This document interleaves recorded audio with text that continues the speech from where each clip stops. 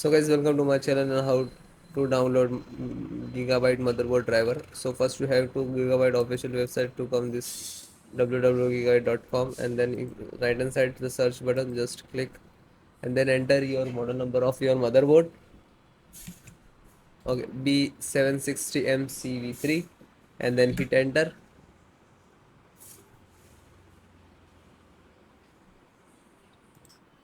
Then click on product. Then click on the title of the motherboard name. Then click to support. This is your motherboard.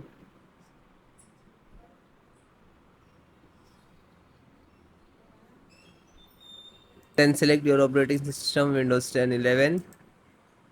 Okay, so if you are using suppose Windows 10, so you can watch this video and install, because installation process is the same. Audio driver,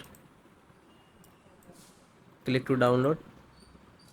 Wait few seconds, it will start downloading, and totally depend on your internet. If your internet is working with speed very high, so you can install quickly. Then click on the open and double click to exe.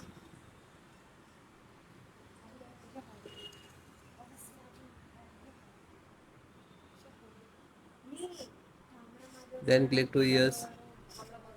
Now this is extracting.